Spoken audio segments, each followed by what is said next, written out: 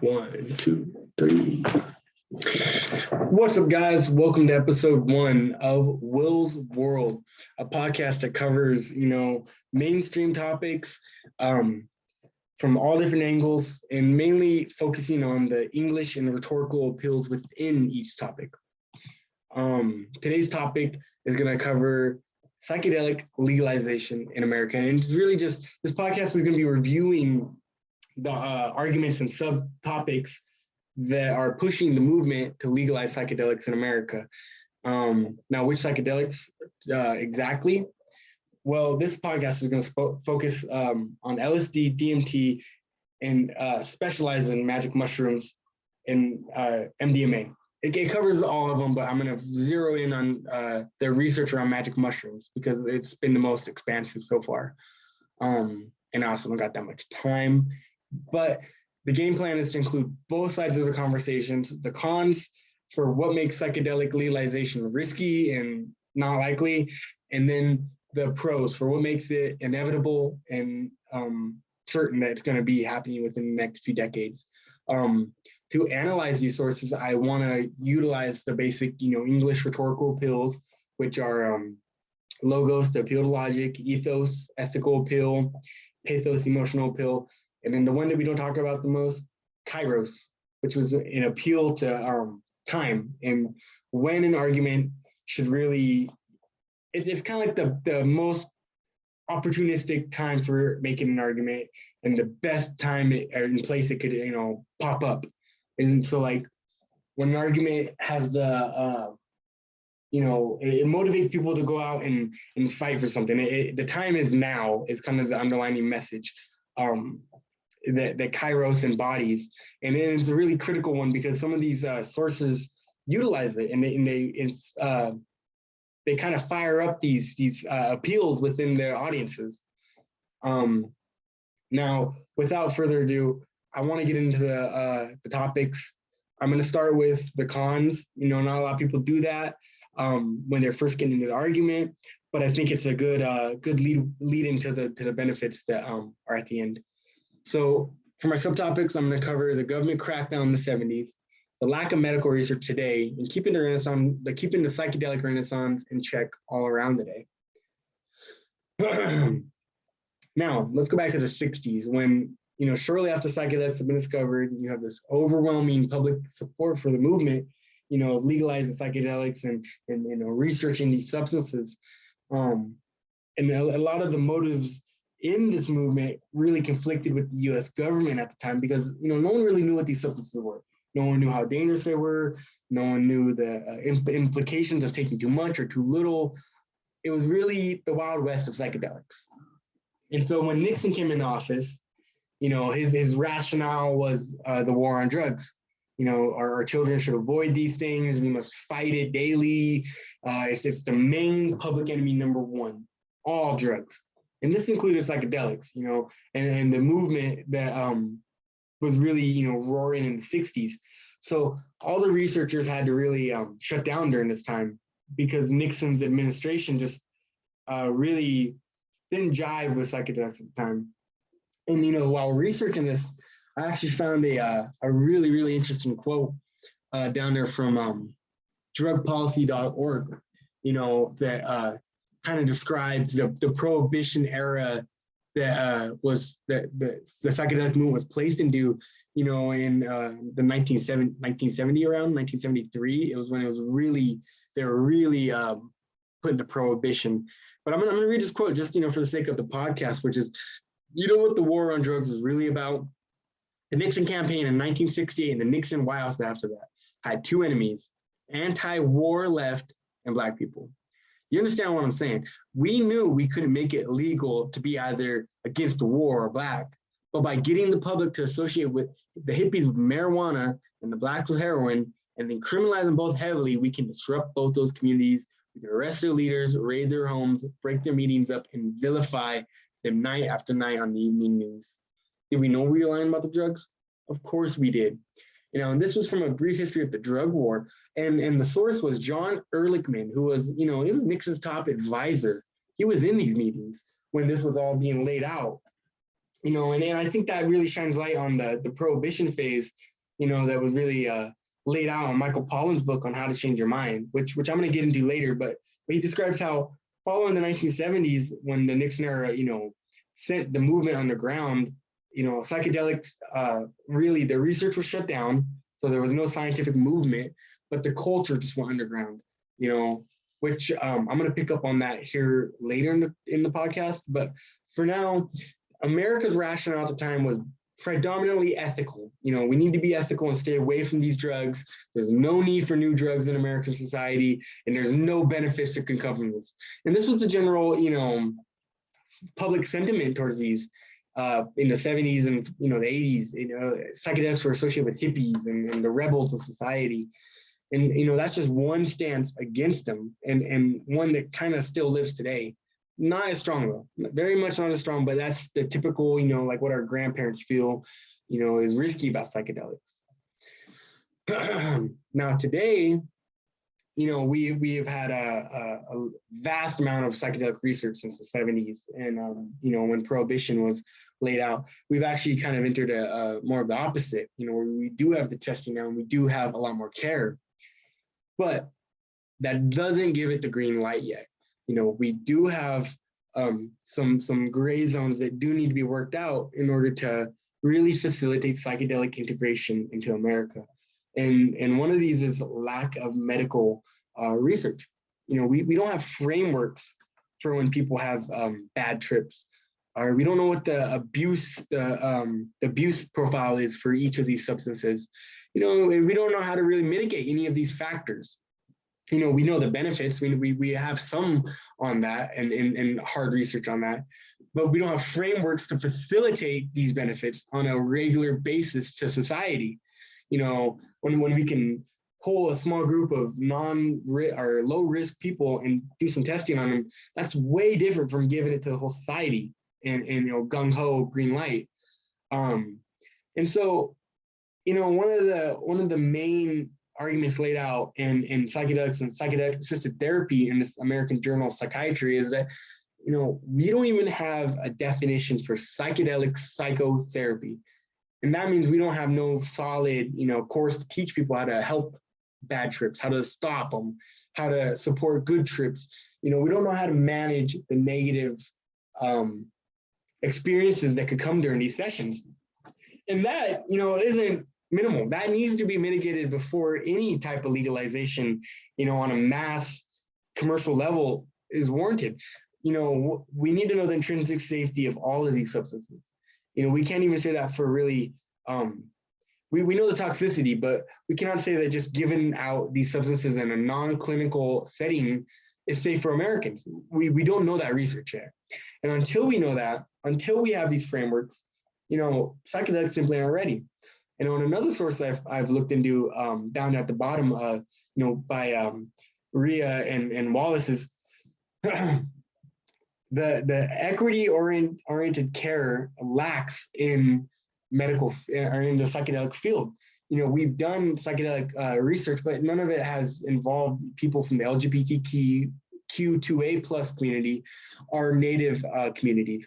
And these are communities that really need their own framework, because if they're having a bad trip, the standard scientific frameworks may not work. They may not help these people. They may not be ready for these sessions until we can develop a framework that includes them.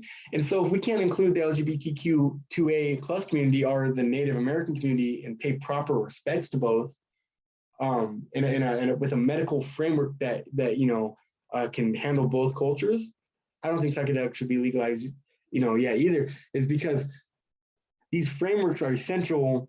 They're the core of the treatment in treating the people who need it the most, because ideally medically we're going to be giving these to people who have mental illnesses. And that's the demographic that we have the least amount of research in. It's very hard to get the testing, approved for high risk groups, which is very understandable. But that, certainly leads, it's a big factor to consider in the psychedelic legalization argument. And so this one is another ethical one. We cannot ethically give these substances to people yet until frameworks are established. And that ethical core kind of runs through both these sources and this side of the argument. This leads us to Roland Griffiths. Now, he is a professor at the Department of Psychiatry over at Johns Hopkins. And he's also the lead investigator for psilocybin research initiative at Johns Hopkins. He's been researching psychedelics since the early 2000s. Very acclaimed researcher. You know, he has like expansive work in the psychedelic field. He's the one who really cracked it open. But to really zero in on why he's on this side of the argument in this example, he is included in the next section as well. But why he has an argument against psychedelic legalization, it really touches on the last subtopic, which is lack of medical framework. And he even takes a step further by saying that even today we have overbearing public support. And so premature legalization may shine a bad light on these substances, and it may, you know, make the current renaissance that we have, where benefits are pouring out of psychedelics and research is popping every day.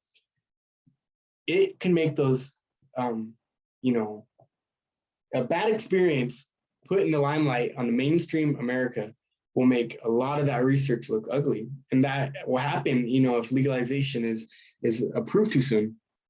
So what Griffiths argues in his Psychedelics and Psychiatry, this is another American Journal of Psychiatry, our Archives of General Psychiatry, where he argues that, you know, we need to get these frameworks going before we can really have the public support. And he's worrying that public demand and interest is overpacing the scientific field.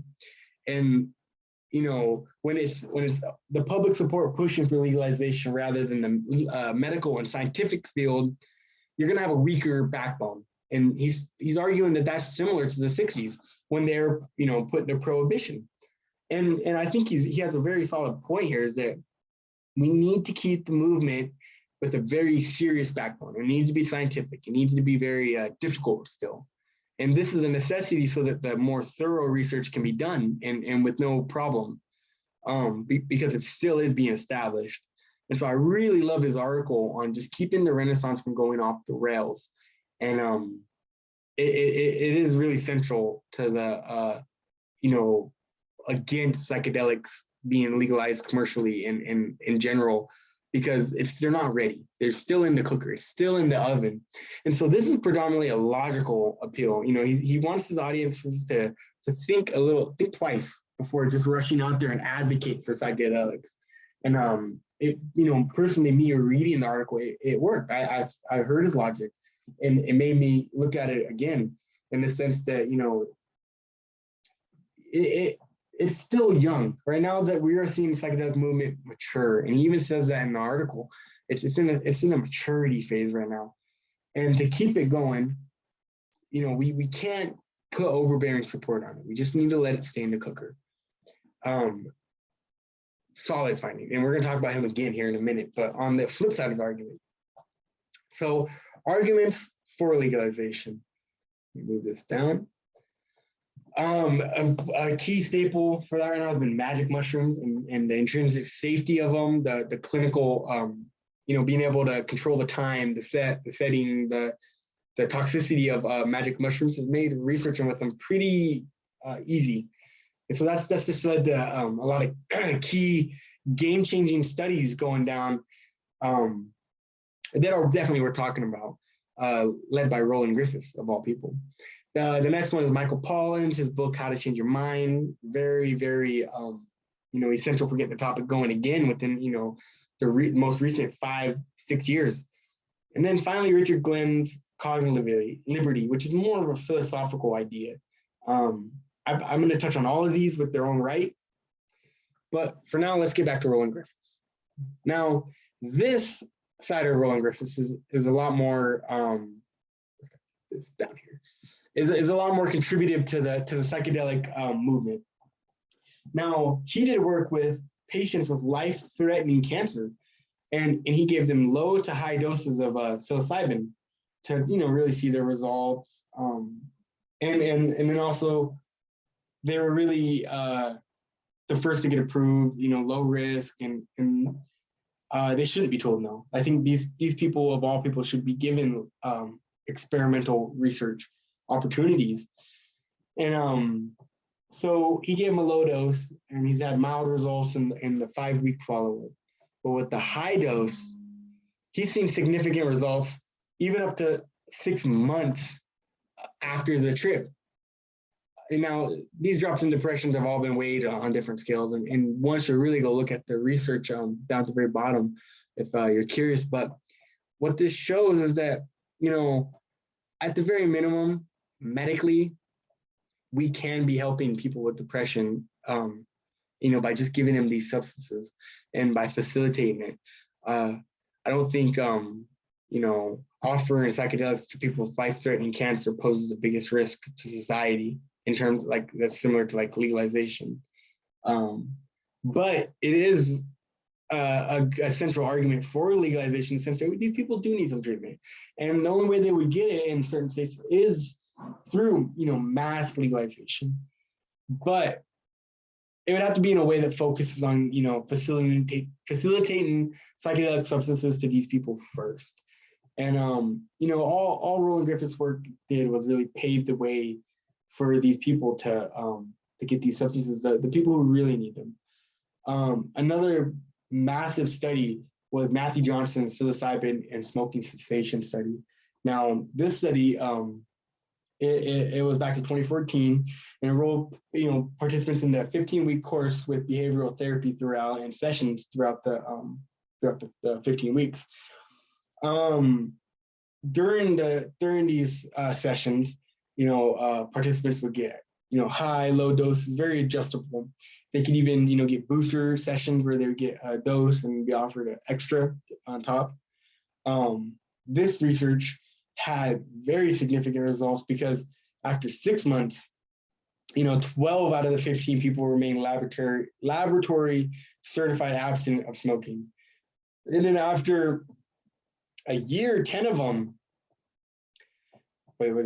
10 would remain for a year, and 9 up to 2 years would remain laboratory certified non-smokers.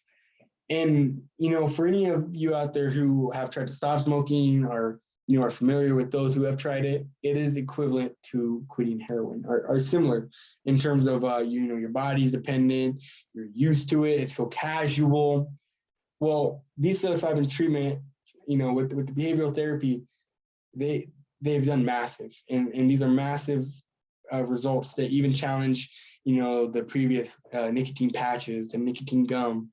Now, I don't have the research to directly challenge that, but any which way you put it, people who do 15 weeks of really on and off behavioral therapy with some intermingled psychedelic therapy and get certified, clean for 2 years off cigarettes, that's impressive. That is very impressive. And Johnson's work, actually got approved a pilot study to get, 100 patients into his test. And this test just shines a light on how these substances are, they can help people get off addictions on some level. And it shows a benefit that is, many pharmacologists have been trying to conquer for years. To, quitting smoking is a $1 million industry. Now, for psychedelics to come in and have results like this, it really challenges the previous, supplements and the patches. And it just shows really, really good work in terms of psychedelic research, both for life-threatening, those with life-threatening cancer, and then those, who are seeking to just drop habits. It can be utilized by high risk, people suffering from high risk problems, and then people with, more mundane problems. It can be utilized by all frames of society. So I think, the research is logos dominated, because these guys have hard facts, they have numbers. It appeals to me logically. It's just crystal clear evidence for, psychedelics benefiting us and having low risk. The next section has been Michael Pollan's How to Change Your Mind. Now, this book came out when I was in high school, and I've actually had the pleasure of reading it. And throughout the book, Pollan lays out the history of psychedelics, what has been, covered, a lot of the big players that, I don't even have time to cover. And the book is really, really interesting because it's not down Paulin's normal alley. Paulin is a food researcher. Most of his books are on diets and cooking, and it's really a curveball to see him produce one on how to change your mind, especially when his daring has him going out and trying them and finding the ritual for each of these substances. One section, really worth mentioning, kind of summarizing, was when he went to go see an LSD guide. And now Paulin's experience was really interesting because the LSD guide didn't have him just jump right into it. He had him come out there and camp with him. He had him engage in breathing exercises. He conversated with Paulin. He really made a therapy out of it and took care of him throughout the ritual. And the night they tripped, he was there for Paulin, attentive, but also giving space. He was an underground trip sitter that Paulin had to research and find. And I think what Paulin's book embodies is really a fusion of all the appeals, but it has logos, ethos, and kairos. And the way it has these three is that, logically speaking, he explains the history, the hard numbers, the hard facts of when psychedelics went to prohibition, the benefits. But ethically, he shows how it's not, an underground ritual isn't all, here's your LSD, go out and try it. No, he's arguing that there's people that will guide you and that will show you how to navigate the realm of these substances. And this right here shows in America that, we're already handling it. American people are already going out there and finding these substances, whether they're legal or not. And so much so that people have set routines on how to change their mind. And, each one of Paulin's sections, from magic mushrooms to LSD, to ayahuasca, are all engaging because she's really, trying to dissect it. And his book, it got a lot of acclaim, mainly because of all the factors I've explained. The omnivore's dilemma, at the bottom underneath his name here, is, like I said, is not even close to a psychedelic book. There's a lot you could say about Paulin, but he appeals to his audiences, by showing them that the time really doesn't matter for psychedelics. They're already here in America, and on some level they're already integrated, just not on a policy level, not in a government level. And I think this really touches the argument on some level of why they should just be given the green light. If Americans are already finding safe ways, then why not give it to our researchers? Why not give it to our psychologists to go out and find safe ways to mitigate these substances and integrate them into society? Now, Paulin doesn't go out and, push this claim. He's pushing his research and his journalism, but that's definitely the feeling you get when you hear about all these research, the rituals that go down in the book. It's like, well, why not? Why aren't they just legalized? And this leads me to my next subject, which is Richard Glenbore's cognitive liberty. This is a philosophical idea explained by, Richard Glenbore in a way that I have never heard. And he argues that, the right to control your own consciousness is quintessential. And it's equivalent to almost the freedom of speech, and so if someone has a worldview to go out there and change their consciousness or go out there and manipulate it with, alcohol or substances, they are philosophically correct. And prohibition of that would be really robbing them of a fundamental right to control their consciousness. And this has been utilized, in the source below, Beyond Cannabis, Psychedelic Decriminalization of Social Justice.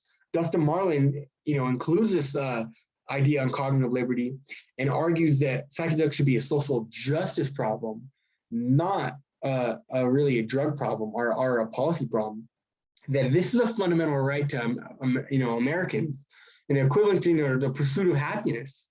Why can't we control our own consciousness, our own cognitive functions? We do for the most part every day.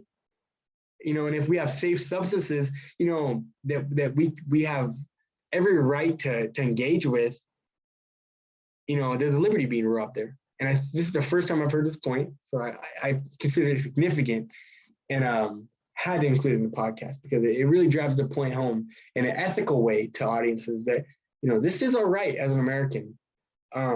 Whether it's, ethical or not in the mainstream, it's ethical to, in their own constitution. And On Cognitive Liberty is an amazing writing by Board. 25 pages of him just driving home the point, in any angle he can, on multiple grounds for why we should be able to control our own mind. And this is deeply involved in the legalization argument, because it's like the freedom of speech argument. It's just a deep one that needs to be mentioned almost every time, because it's irrefutable. It's unarguable.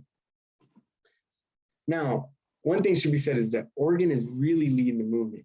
November 2020 ballot initiative called the Oregon Psilocybin Services Act passed. And this places the Oregon Health Authority in charge of mitigating these substances by 2022, with or without a framework.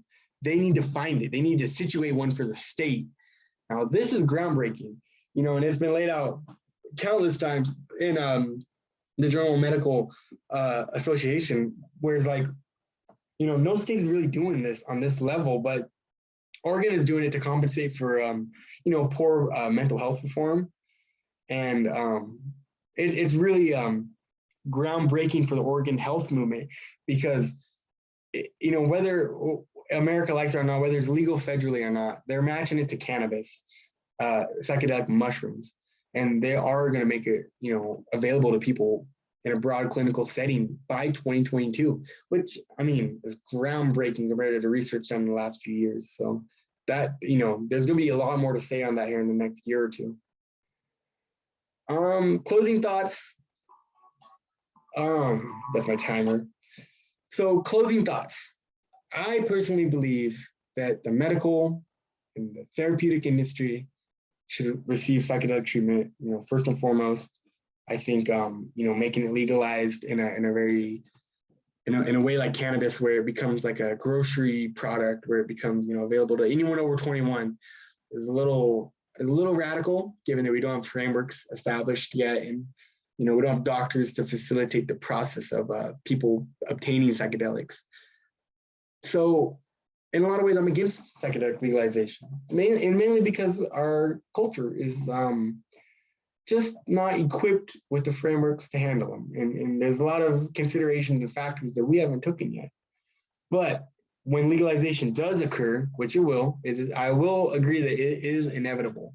And it is only a matter of time. I guess you could say that's my kairos in the argument. But logically, I'm very much for just keeping it in the medical field and keeping psychedelics, in a clinical setting where they can be safely controlled. I think that is the best way to really get the movement started and to get, any form of legalization going in America and eventual integration into American culture. Now, I don't know how much I've changed your guys' mind on the psychedelic argument, but I have been talking for a little too long. I hope you guys see the appeals being utilized in each argument, because there are many. You can even probably see some of mine, in just mentioning these. But psychedelics are still, they're going to be an interesting topic for the next few years. Legalization's unfolding in Oregon. Who knows how it's going to unfold in the other blue states. But I have hope for it, I do. I really, really do. And so that concludes the first episode of the Will's World podcast. I hope you guys all have an amazing Friday. Have a good weekend. And thank you for watching. Take care. Let's see.